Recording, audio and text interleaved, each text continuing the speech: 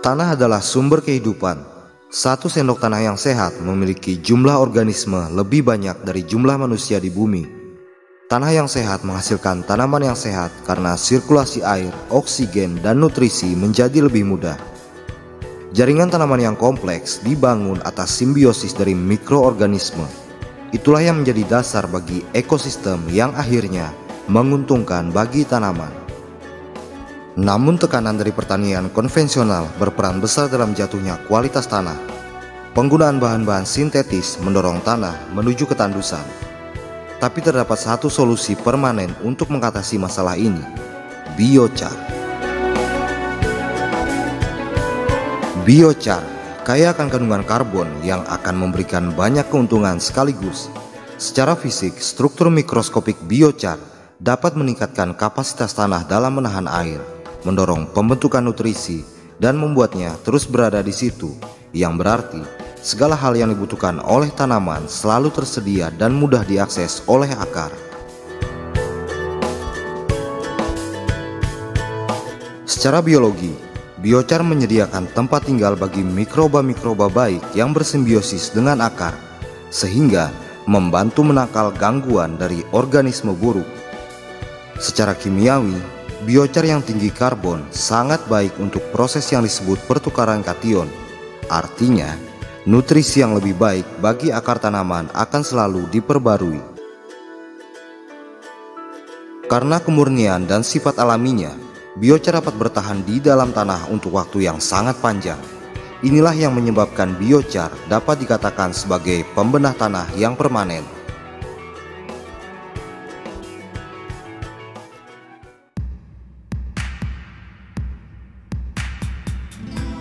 Assalamualaikum warahmatullahi wabarakatuh. Selamat pagi.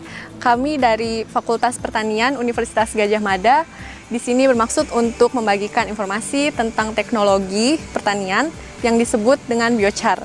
Biochar itu merupakan bahan kaya karbon, bahan padat yang kaya karbon yang merupakan hasil dari pembakaran yang tidak sempurna karena terbatasnya ketersediaan oksigen atau disebut juga pirolisis. Dan untuk biochar sendiri itu pembuatannya menggunakan suhu yang berkisar dari sekitar 250 derajat Celcius sampai 350 derajat Celcius, dan itu tergantung dengan alat yang digunakan maupun bahan yang dijadikan biochar. Untuk kegunaannya, secara umum di pertanian, biochar dapat digunakan sebagai pembenah tanah, tapi bukan sebagai pupuk, jadi sebagai pembenah tanah. Dan di sektor-sektor lain juga biochar sangat umum digunakan, seperti di medis ataupun untuk di kuliner juga kadang memakainya seperti itu. Dan di sini untuk pertanian sendiri, sebenarnya biochar ini sangat cocok untuk digunakan karena ketersediaan limbah bahan organik di pertanian itu sangat tinggi, khususnya di Indonesia. Ini juga bisa menjadi metode yang ekonomis untuk mengembangkan pertanian. Nah, sekarang untuk bahan yang dipakai, di sini ada contohnya. Yang pertama adalah di sini kita ada bambu, dan juga ada ini ada sekam ya. Kita lihat. Selain kedua bahan di sini juga bisa digunakan bahan-bahan lain seperti batok kelapa maupun sisa ranting pohon seperti itu. Kemudian yang mana bahan yang bagus itu semakin sulit terdekomposisi bahan tersebut, maka semakin tinggi juga potensinya untuk menjadi biochar yang bagus. Sementara untuk metode pembuatan biochar secara sederhana itu sudah dikenal oleh masyarakat luas yang biasa disebut sebagai arang dan bisa menggunakan soil pit. Itu merupakan metode yang paling sederhana dalam pembuatan biochar. Selain itu, semakin bertambahnya zaman, semakin berkembang juga metode yang dapat digunakan untuk biochar. Dan beberapa metode yang akan kami peragakan adalah diantaranya ada soil pit, atau juga kita bisa menyebutnya seperti soil konfiki. Kemudian ada metode penggunaan drum dan ada penggunaan kontiki, di mana kontiki ini dapat meningkatkan efisiensi kenaikan suhu menjadi semakin cepat.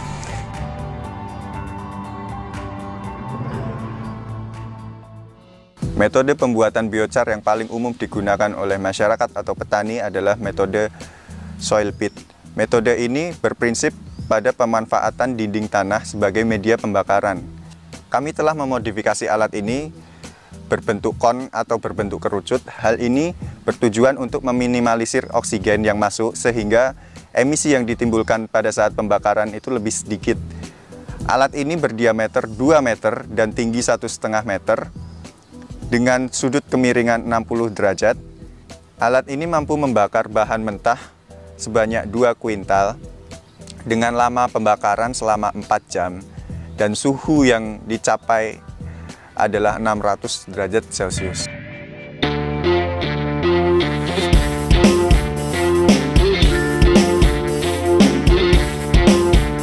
Sebelum dibakar, bahan berupa biomasa tersebut dikeringkan terlebih dahulu dengan cara dijemur di bawah sinar matahari atau dengan menggunakan oven.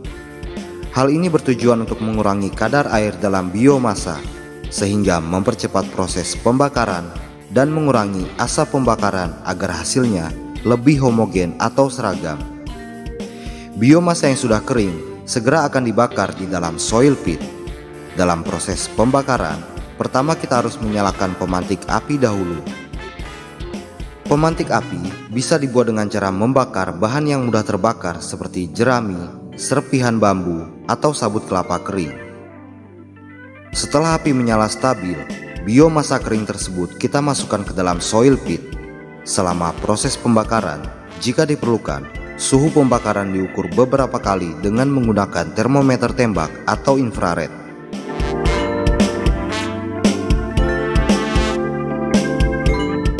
Dengan menggunakan metode soil pit ini, lama pembakaran kurang lebih 90 hingga 120 menit dan suhu pembakaran mencapai 400 derajat Celcius. Proses pembakaran selesai, ditandai dengan terbakarnya seluruh permukaan biomasa dan warna sudah berubah menjadi hitam kelam atau berbentuk seperti arang yang kita sebut sebagai biochar. Dalam kondisi tersebut, maka proses pembakaran sudah siap untuk dihentikan dengan cara mengguyur air hingga bara api benar-benar padam agar tidak menjadi abu. Biochar yang terbentuk dapat dipindahkan ke tempat yang lebih lapang dengan menggunakan alas seng atau bahan lain yang tahan panas. Untuk kembali diguyur air sembari diratakan untuk menurunkan suhu biochar dan memastikan bara api telah padam. Setelah suhu biochar sesuai dengan suhu lingkungan, maka biochar siap untuk dipreparasi. Proses preparasi ini bertujuan untuk memudahkan pengaplikasian dan meningkatkan efektivitas biochar di lapangan. Proses preparasi biochar yaitu dengan menghaluskan biochar dengan menggunakan mesin penggiling atau grinder agar ukuran lebih seragam. Hasil dari penggilingan kemudian diangin-anginkan atau di oven untuk menyeragamkan kadar air biochar yang dihasilkan dan memudahkan pengangkutan serta pengaplikasian di lapangan.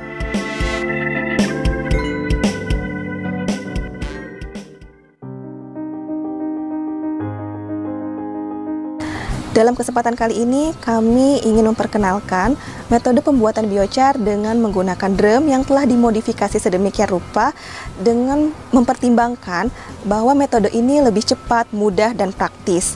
Drum ini didesain dengan adanya ventilasi udara dan juga adanya penggunaan tungku api.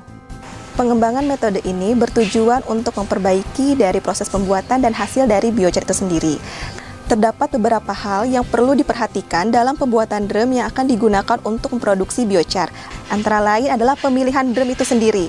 Pemilihan drum ini kita dapat menggunakan dari drum bekas oli atau minyak yang berukuran 200 liter. Kemudian di samping sisi bawah dari drum ini dibuat lubang untuk memasukkan tungku api. Dan selanjutnya untuk memisahkan antara bahan biochar dan sumber api, maka dibuat di dalam ini kerangka yang terbuat dari besi dan drum kawat. Selanjutnya, untuk mengatur sirkulasi udara saat proses pembakaran, maka dibuatlah cerobong asap. Selain itu, untuk menjaga stabilitas dari bara api, maka kita dapat menggunakan kipas yang ditujukan pada lubang tungku api tersebut.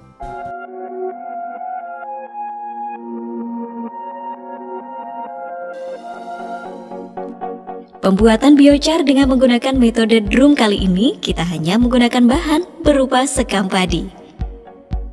Sebelum dibakar, bahan berupa biomasa tersebut dikeringkan terlebih dahulu dengan cara dijemur di bawah sinar matahari atau dengan menggunakan oven.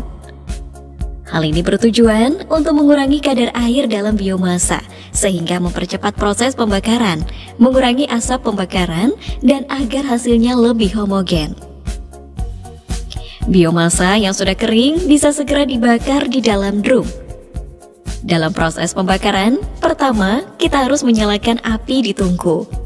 Dalam hal ini, kita menggunakan tungku kompor gas agar mudah mengontrol nyala api.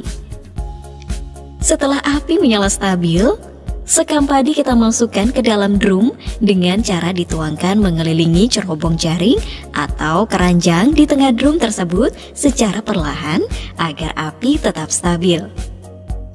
Hal ini dilakukan agar biomasa sempurna terbakar. Setelah sekam di bagian tengah atau sekeliling cerobong jaring sudah membentuk bara api, kompor gas dimatikan.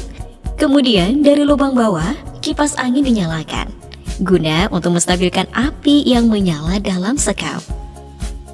Selama proses pembakaran, jika diperlukan suhu pembakaran diukur beberapa kali dengan menggunakan termometer tembak atau infrared.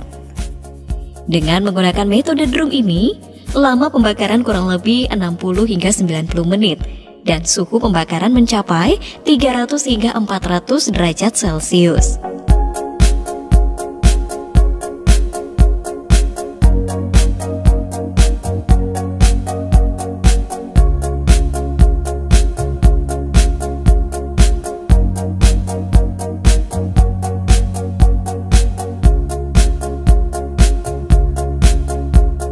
Proses pembakaran selesai, ditandai dengan terbakarnya seluruh permukaan biomasa dan warna yang sudah berubah menjadi hitam kelam atau berbentuk seperti arang yang kita sebut biochar.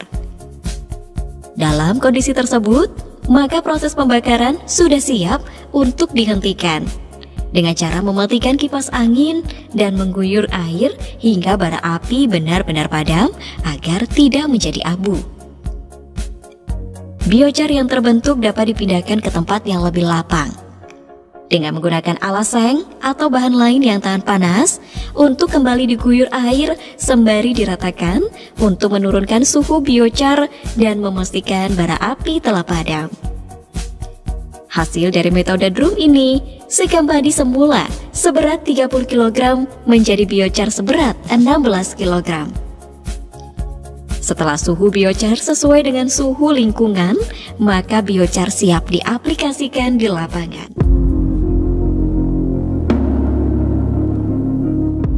Terdapat beberapa metode dalam pembuatan biochar yang sudah dikenal oleh masyarakat. Di antaranya yaitu metode tradisional dengan membuat langsung di atas permukaan tanah atau membuat lubang tanah. Atau beberapa masyarakat sudah mulai mengenal metode drum sebagai alternatif lainnya. Namun, seperti yang kita tahu bahwa pembuatan biochar utamanya yaitu membakar biomasa. Dalam pembuatan biochar yang prinsip dasarnya adalah pembakaran biomasa, maka efek samping yang dikhawatirkan yaitu terbentuknya emisi selama proses pembakaran. Oleh karena itu, di sini kami akan memperkenalkan suatu metode yang fungsinya itu untuk meminimalisir oksigen sehingga dapat mengurangi terbentuknya emisi, yaitu metode Kontiki. Kontiki merupakan suatu alat yang berbentuk kerucut atau kon dengan derajat kemiringan 60 derajat dan dilengkapi dengan suatu pembatas besi yang berdiameter 40 cm dengan tujuan untuk meminimalisir masukan oksigen sehingga dapat mengurangi terbentuknya emisi selama proses pembakaran. Kontiki ini dibuat dengan ukuran diameter 1 meter dan tinggi 1 meter juga. Dan di bagian dinding dari kontiki ini dilengkapi dengan suatu lubang kecil sebagai tempat untuk keluarnya air setelah proses pembuatan kontiki ini selesai. Pembuatan kontiki ini biasanya memakan waktu 30-60 menit tergantung dari bahan yang digunakan. Dan suhunya dapat mencapai 600 derajat Celcius. Kontiki ini dibuat dengan jenis seperti gerobak dengan roda kedua sisinya untuk memudahkan mobilisasi, dan juga dilengkapi dengan 2 tuas di kedua sisinya untuk memudahkan memindahkan biochar yang sudah jadi. Demikianlah gambaran tentang metode Kontiki untuk pembuatan biochar kali ini.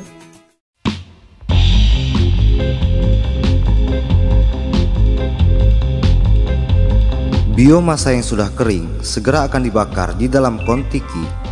Dalam proses pembakaran ini, pertama kita harus menyalakan pemantik api dahulu. Pemantik api ini bisa dibuat dengan cara membakar serpihan bambu, sabut kelapa kering, atau bahan yang mudah terbakar lainnya.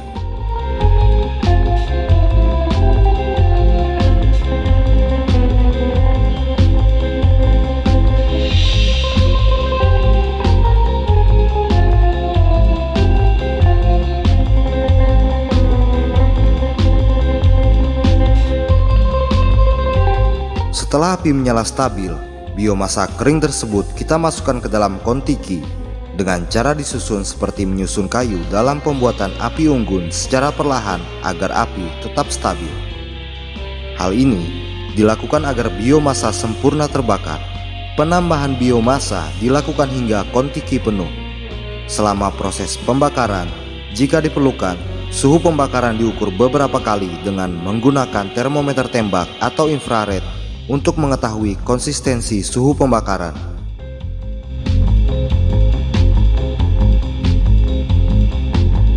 Dengan menggunakan metode Kontiki ini, lama pembakaran kurang lebih 30 hingga 60 menit dan suhu pembakaran mencapai 500 derajat Celcius hingga 700 derajat Celcius. Proses pembakaran selesai ditandai dengan terbakarnya seluruh permukaan biomasa serta warna sudah berubah menjadi hitam kelam atau berbentuk seperti arang yang kita sebut biochar. Dalam kondisi tersebut, maka proses pembakaran sudah siap untuk dihentikan dengan cara mengguyur air hingga bara api benar-benar padam untuk menghindari terbentuknya abu. Biochar yang terbentuk dapat dipindahkan ke tempat yang lebih lapang dengan menggunakan alat seng atau bahan lain yang tahan panas untuk kembali diguyur air sembari diratakan guna menurunkan suhu biochar dan memastikan bara api telah padam.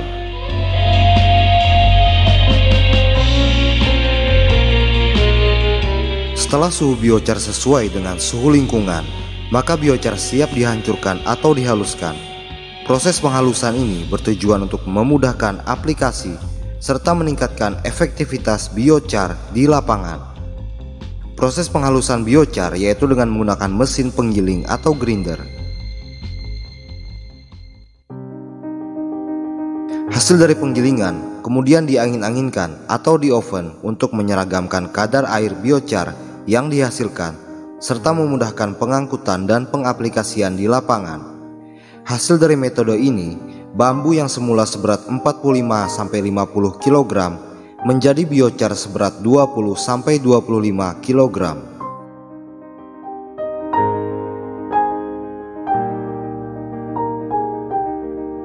Demikian seluruh pembahasan dan tutorial pembuatan biochar. Semoga bermanfaat. Terima kasih.